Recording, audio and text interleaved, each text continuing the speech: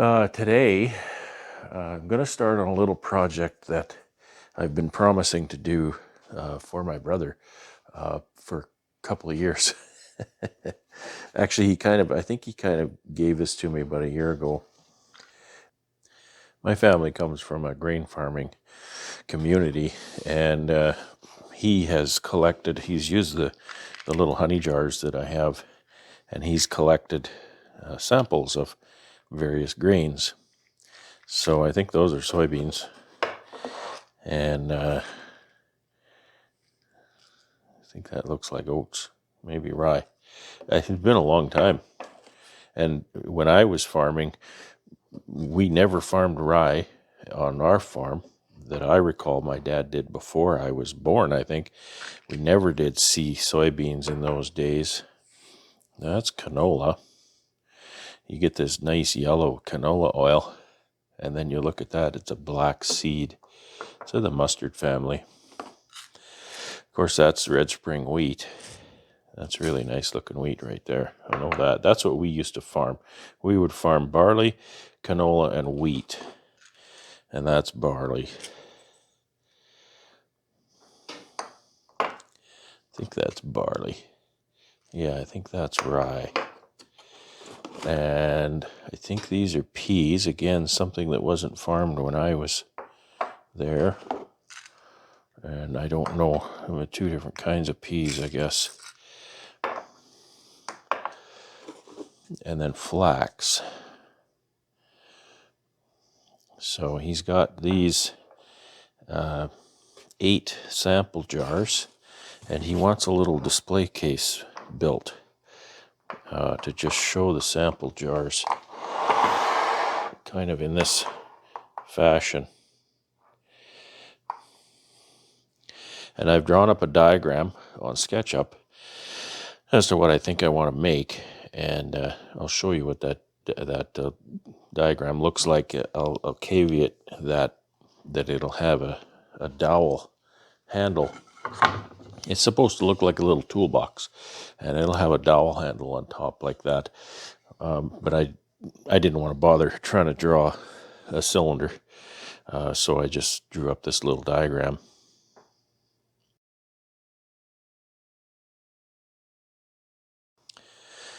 So what I have here, I'm going to put these back in the box.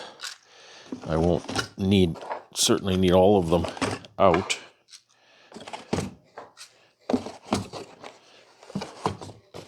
So push that aside. What I've got here is I've got some this was kind of an old coffee table that someone cobbled together. It was okay. Wasn't the greatest joinery or anything. And actually, he gave it to me. He said, why don't you make that case out of this? This is white oak, so it's a nice material. And these are thinner pieces. So I think I'm going to cut these apart so that they're flat, and then use my planer just to finish them and bring them down a little bit thinner for my project. There's the apron pieces here, and then there's the tabletop, which I'll cut that. I'll cut a piece out of that for the base, and probably plane it down because it looks like it's almost an inch thick. It's pretty thick. Yeah, it's an inch thick. Kind of a shame to cut into that. It's 3. I think it's 3 pieces here. That's 2 pieces. That's pretty good. A wide piece of oak like that. That piece of oak is 12.5 inches wide. That was a big tree. So there's just a bunch of milling to do, ripping, milling, and then cross-cutting pieces to length. So it should be a fairly straightforward project. I don't know about the joinery on those little pieces on the top and even on the sides. I could get carried away with that and do some fancy joinery on that. I'll decide once I get the pieces cut. So I think the first thing I'm going to do is I'm going to free up these angle pieces so that they can be used. I'll do all 4 of these so that they're usable in the future. Although I think I only need, I need 4 pieces, so I'll use the shorter. That's a longer piece, shorter piece. So I'll use the shorter piece on my project. So for that cut, really, I think I could do that cut a couple of different ways. This isn't even a rip blade. I should probably put a proper rip blade in it. I've got rip blades here.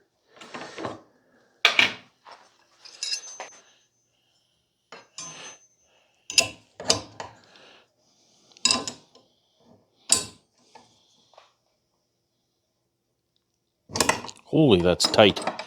Wow.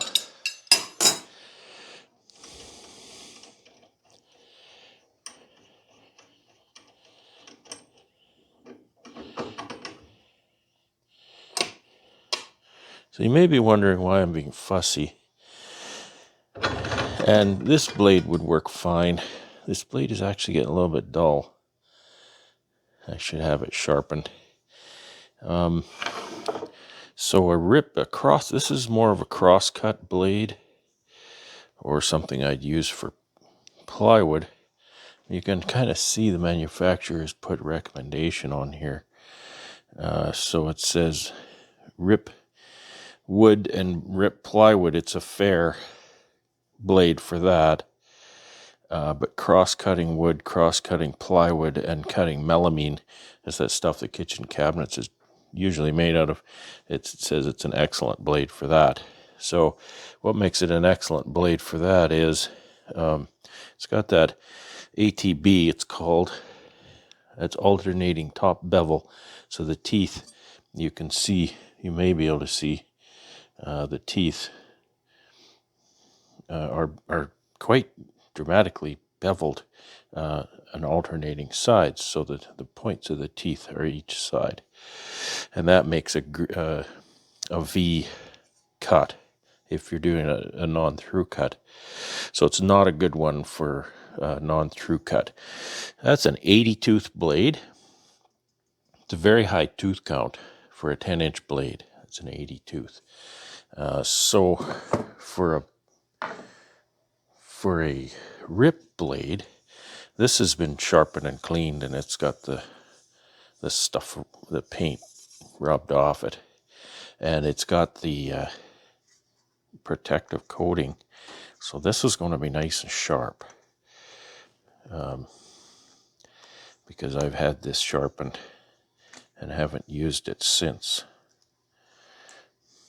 So this is a rip blade. It's not a terribly aggressive rip blade, and you can see the difference that this blade has fewer teeth, much larger gullets between the teeth, and because when you're doing rip cuts, you're cutting with the fibers, and so the fibers will come out of there in much longer pieces, and these large gullets give the fibers somewhere to go, and also it doesn't produce as much heat. I'm not really as concerned with that. When I'm just doing 1 or 2 cuts, usually works out just fine. And if I'm not doing fine furniture too, I don't have to be too careful. This is kind of a blade that you could easily use if you were edge gluing pieces of lumber together, much like that tabletop. You could rip cut those, and it would give you a finished surface that often is a fine enough surface to actually glue together.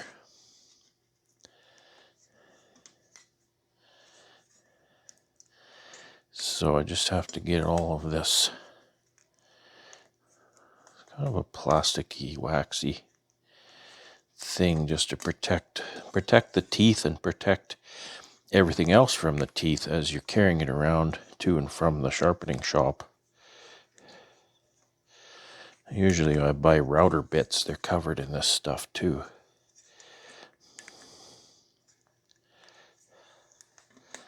Almost got it all off of here now.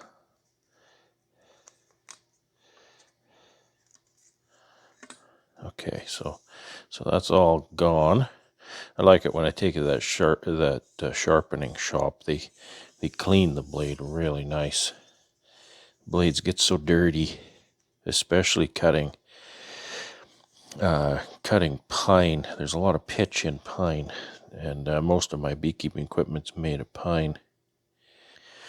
So yeah, there's different things here. There's little lasered switchbacks here. There's a laser there, and they've each got a hole at the end of the lasered line so that it doesn't crack. There's another one here. So these are meant to, as I was saying, when you're ripping, you actually produce quite a bit of heat. So this blade is going to change dimensions. The inside of it doesn't heat up because it's captured by the mandrel, but the outside, it'll get warm. So these cracks that they've cut in here will take up some of that expanded metal. And they also, cuts like this help with that, but they also help the blade not to ring, to make a really loud, annoying ringing sound while it's running. The whistling sound that you hear in a blade is actually the blade going through the throat plate. So it's the air that's kind of being chopped in two right at the edge there where the blade is going down, and it's kind of right next to that end of that throat plate. It has a lot to do with the tooth count and the rake angle of the blade or the tooth. This has a 5-degree hook angle, positive hook. That means that you start from the center of the blade and measure that. How is the tooth in there? That tooth is 5 degrees ahead of center, right? And you can get a negative hook as well. I think my radial arm saw has a 5-degree negative hook tooth on it. So this one, there's some markings here, but I don't really know really what they all are. But I'll show you this blade here too. So I think this one here is a 30 tooth. It says 30 here, so I think that's 30 tooth. This one's a 50 tooth, and it's called a combination blade. And again, it shows different things. A lot of it's rubbed off, but it'll show you that it's fair, good, and excellent for different purposes. This is a Freud blade. Freud makes good blades. And what's different about this is it's got smaller gullets, and then it's interrupted by a large gullet. So it's a combination blade is what it's called. So it's kind of just a general purpose. If you were wanting to not have to bother to go from a rip to a crosscut blade, then use a good quality combination blade. They'll do almost everything for you, and they'll do a decent job of just about everything. So that one also has been sharpened and hasn't been used, so that'll be a really nice blade. All right, so school is out. We'll put this one in here, and you've seen me change out my dado blade a lot recently. I don't need to change my brake because this is just another 10-inch blade, and my riving knife can stay in place. The riving knife is very important. It keeps the workpiece from riding up on the back side of the blade. If your workpiece comes around behind the blade, and that's when the blade will catch it and kick it back, and don't underestimate how serious that is, because I've seen videos of guys have that happen, and that piece of wood will get enough momentum to go right through the sidewall of the shop. And it'll give you serious injuries to your internal organs if it hits you. And it often does.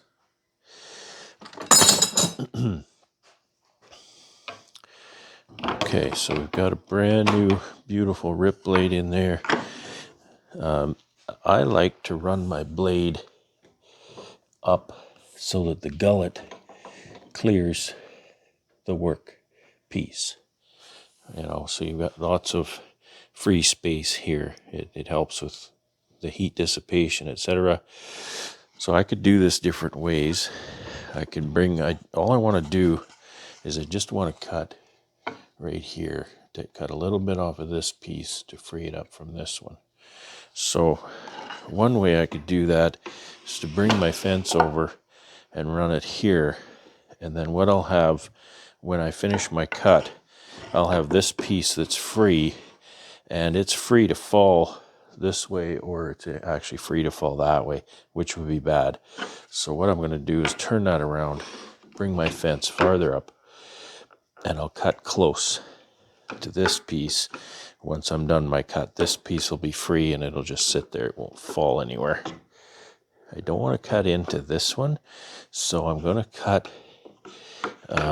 These are not flat or square or anything, so it's kind of going to be dicey, but I'll be okay. So we can cut right through there. I want to wear ear protection and eye protection using the saw.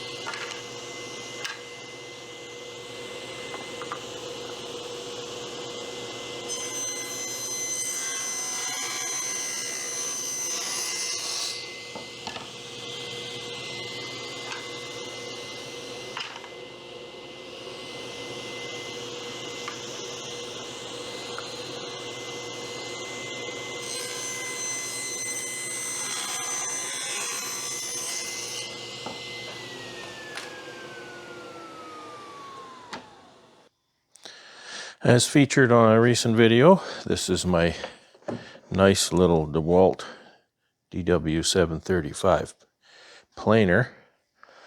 I've set it here on my outfeed. It moves around a little bit. It's a little bit of vibration. It will walk. So you can see this hole here perhaps. There's another hole here. I've drilled holes in my bench on this end and put some bolts in there. Just keep it from going very far. It doesn't have to be perfectly nailed down there, but so I'm just going to feed these through.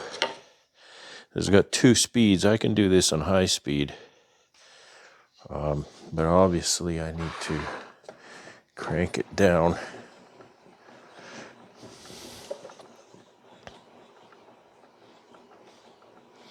And I'm going to be running into the lower limits of this planer. I guess that says 1/8 inch, so I want to go 1/4.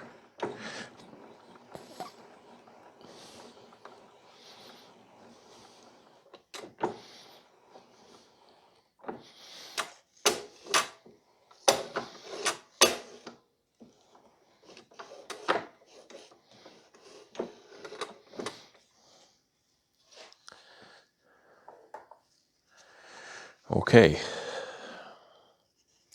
Think about a planer. This is a surfacing planer. It's not a sizing planer. The big planer that I used when I was a kid, it was a sizing planer. It would make a piece of lumber reasonably flat and exactly the same dimensions. This only takes a surface. It doesn't cut on the bottom or the sides. So I can set the height here and it'll make that the same thickness, regardless if it's warped or bent or what. So you can go through different scenarios to make a planer sled, to take the warp out of boards, etc. I found it's easy just to take extremely thin cuts off of the wood and just kind of flip it over, flip it over, and you'll eventually get that flat and straight and smooth. So I'll start doing that now. I want to start with this piece up on all of these.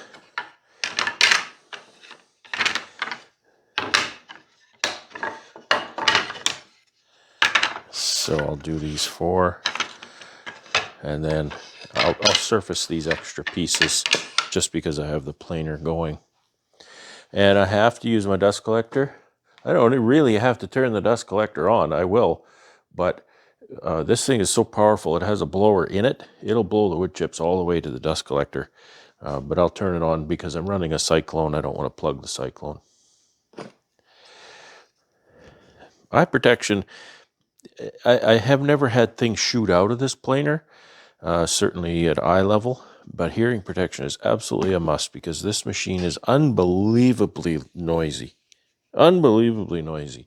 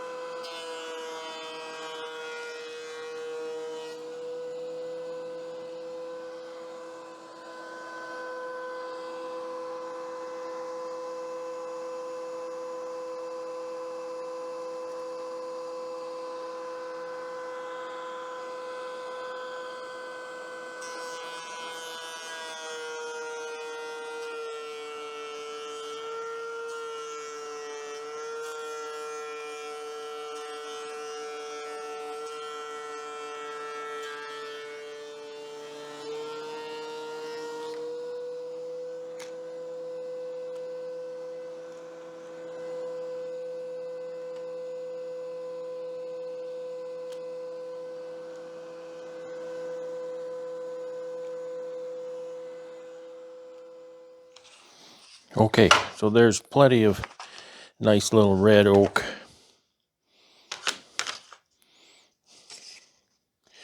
A 1/4 inch thick pieces. I really only need, I think, 2 of these, but so now I need to cut a piece off of this tabletop while the planer's out so I can plane it as well. I don't like really cutting this kind of thing. It's kind of nasty. You know, it will dull my blade a bit. And something that someone else built, you never know where the fasteners might be. So who knows what's in there? I don't think there is anything in it, but I hope I'm right. All right, so we're looking at about 6 inches wide, I think. Minimum 6 inches. I'll go 7. That'll give me plenty. I'll cut this piece right here, since this is the other piece here. It's a nice wide piece of oak here. Beautiful. All right, so I'll set the saw blade height again just above so that the gullet comes up to the top of the workpiece.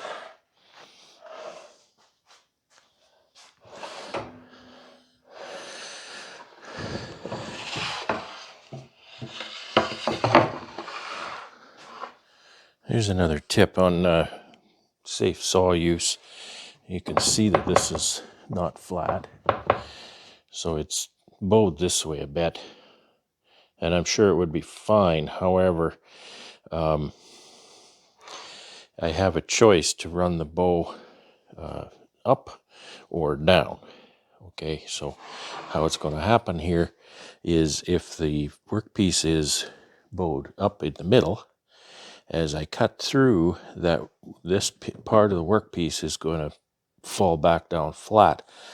And if you know your geometry, that means that when it's like this, it's going to be longer than when it's like this. So what's going to happen is it's going to come down flat and pinch on the saw blade and bind or even kick back.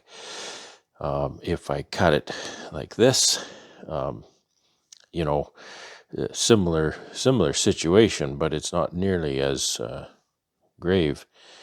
So you can push that through, and it'll just come apart away from the saw as it relaxes, as it gets freed up. So we'll do this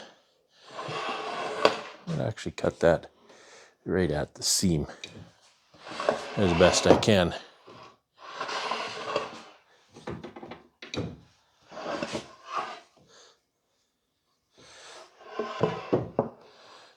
That should work.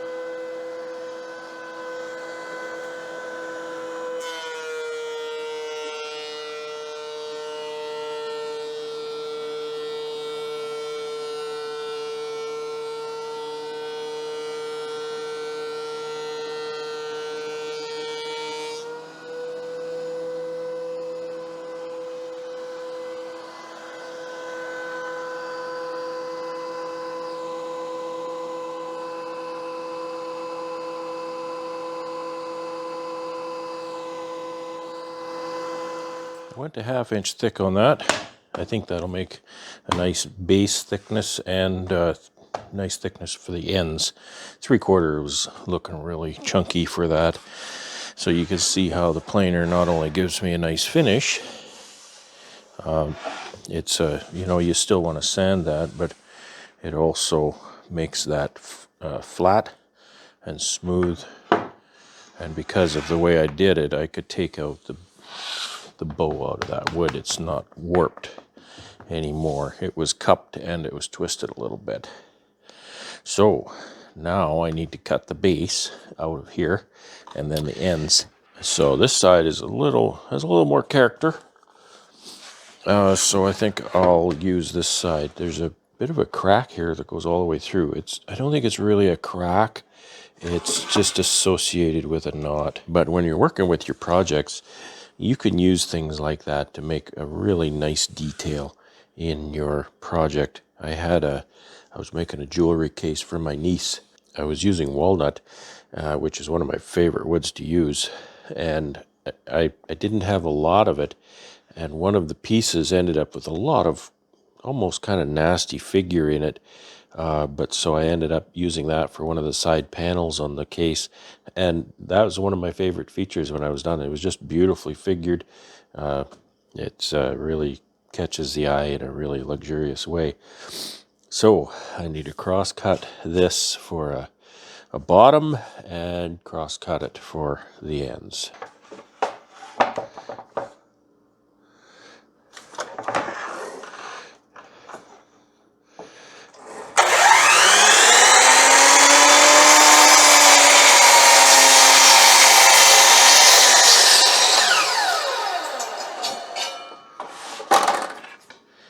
Now, unfortunately, this is another one of these fly by the seat of my pants projects, partly because the jars are not really very well easily defined as far as the space they need to take up.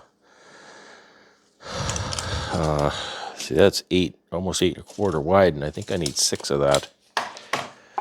Okay, I've decided that the side piece, which won't be that wide, it's that thick, will go here. I'll do it this way for you. So that will go here, flush with the corner of the bottom. And then this side will go here, flush with that piece, like that. Look, I've got a cathedral going here already. I can use that, can't I? Because I'm going to make this a slope top with a hole in it for the handle. So what that means is the bottom will need to be 6 1/16 wide. The sides will need to be 6 9/16 wide. So that's a 1/2 inch wider than the bottom, because my little pieces on the side there are 1/4 inch wide each. Now, this is kind of nice. I'd like to preserve this because it's going to work for me. So I'd like to cut off both sides of this to size it, and I kind of will here too, I think.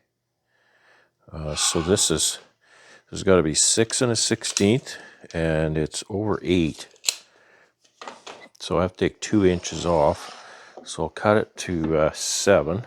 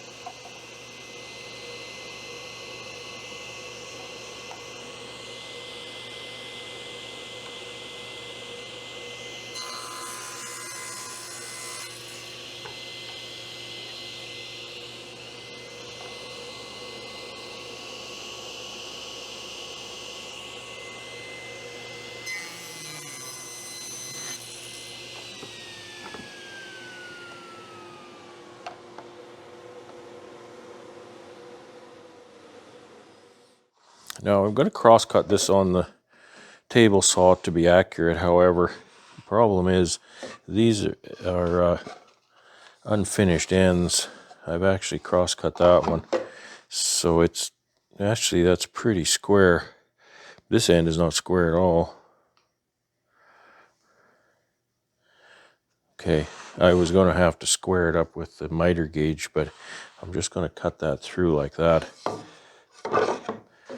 It's the kind of cut that you want to be careful. Now, I am cross-cutting this with my rip blade. This is going to be completely enclosed in the sides and the ends. I'm not so worried about chip out or fantastic cut. If I wasn't so lazy, I'd change out to a nice cross-cut blade, but I'm not going to.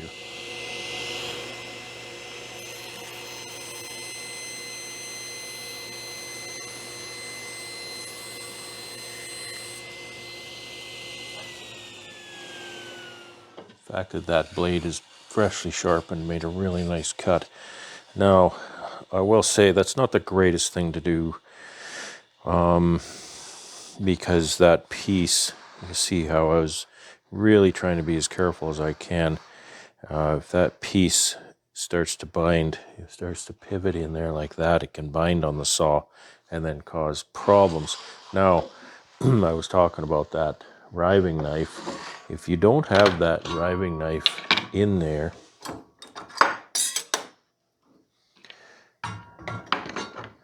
which riving knives are not a long-standing thing. They're fairly new in the industry.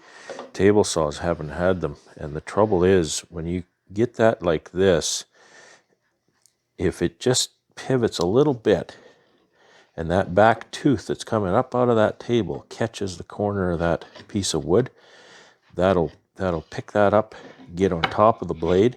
It'll do this, and it'll throw that back at you and cause substantial injury and damage to the saw, damage to your shop. It's extremely dangerous. However, with the advent of riving knives,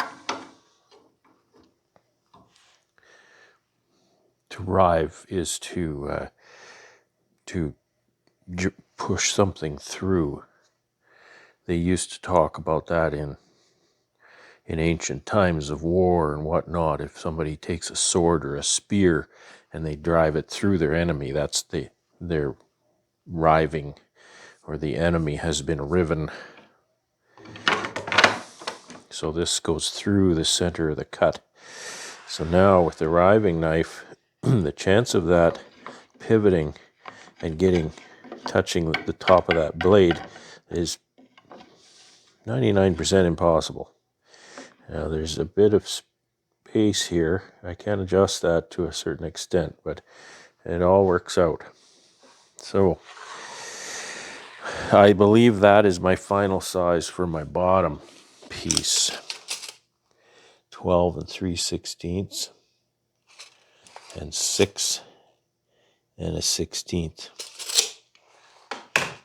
It's kind of weird sizes, but that's what I'm working with, the jars, right? Okay, so these are also cut to size.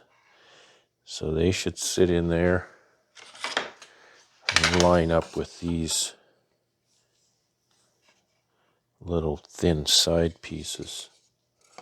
And that does, so I think I'm on the right track there. Okay, this is about to get tricky, because I don't like to just butt joint everything, you know. I'm going to have a butt joint here, it seems. Just going to put the end of this piece against the end of this piece, put some glue in there and clamp it. I may tack it just to hold it in place. But I don't want to just, you know, I don't want to just lap joint this. I could just lap joint that, just put that right on top of there. I'm second guessing myself. Maybe I should, because that'll actually look kind of good, won't it? It'll look kind of like a crate. I think I will, because I was planning to make a make a cutout here and run that into the cutout in the piece. I don't think I'm going to do that. So that means that these side pieces then need to be the same size as the bottom. So I'll run that back over here.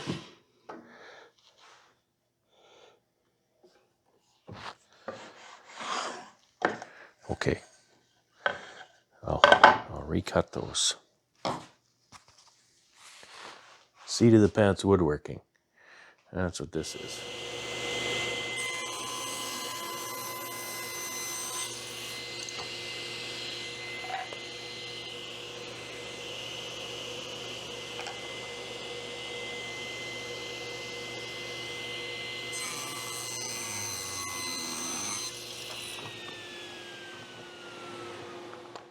Okay, yet to be done is these need to be beveled so they come together at the top. These need to be ripped and cut to length.